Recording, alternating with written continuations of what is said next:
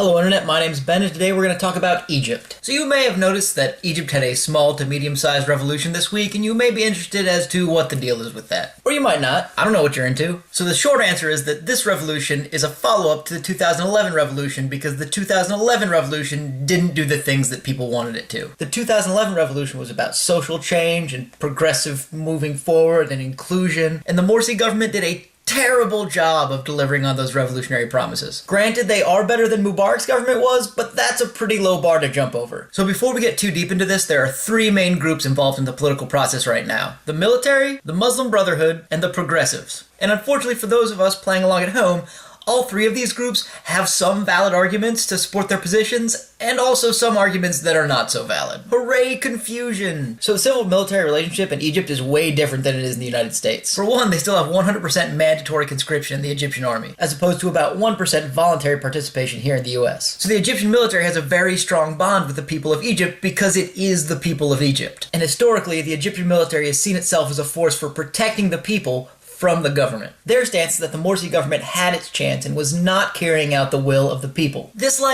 is true, but to be fair, one of the reasons that the Muslim Brotherhood was able to take control in 2011 was because the military rushed the election. See, after the revolution in 2011, when the military took control, there was lots of external pressure for the military to return control of the country to the civilian authorities. The Muslim Brotherhood went along with these rushed elections because while they weren't the most popular group in 2011, they were a lot more organized than the progressives were at the time. And through organized campaigning, they were able to win control of the government despite only having about 25% of the initial vote. Now, despite what you may have heard from Fox News, the Muslim Brotherhood is not a terrorist group. They're a political, social, and religious group that does a lot of outreach, like building schools and hospitals and orphanages and helping the poor, etc. And they generally, giant asterisks, do not approve of violence. Sure, they have a pretty crummy record on social issues like women's rights, and they have in the past aligned with some more violent groups, but it's still a pretty big jump from there to actually being a terrorist group. The reason they're so vilified in Egypt is a former member tried to assassinate Nasser, and Nasser used this incident as an excuse to marginalize a powerful opposition party. He branded the group as terrorists and forced them underground. Their current stance is that Morsi was democratically elected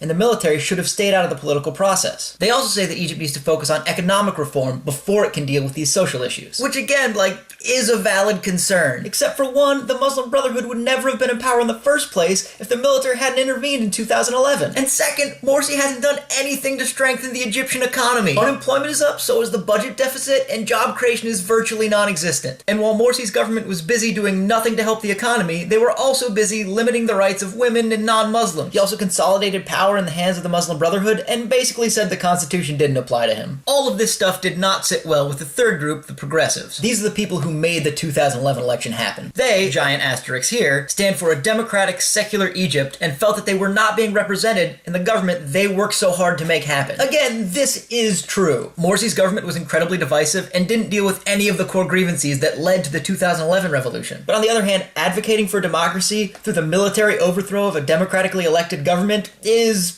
problematic. This current coup came to a head when the progressives started going door to door. They spread the message that the Morsi government had abandoned the spirit of the 2011 revolution and that the young people of Egypt should take to the streets. They organized a 20+ million strong protest to be held all over Egypt on June 30th. Morsi responded with one of the most ill-advised speeches of all time. He was divisive and dismissive of the protesters and basically said, "I'm the president, I do what I want, and there's nothing you can do to stop me." This went over about as well as you might expect, and millions took to the streets. The military gave Morsi 48 hours to come up with a plan to make a more inclusive government or be removed from office. Morsi decided to call the military's bluff. Never a good plan. And they removed him from office and put him and other members of his government under house arrest. The military then installed the head of the Constitutional Court as the interim leader of Egypt until new presidential elections could be held. And that brings us to the present. Lots of people in Egypt are cautiously optimistic, but there's still a lot of work that needs to be done for Egypt to have an inclusive democratic government. And where the revolution goes from here is anybody's guess. Anyway, thanks for watching.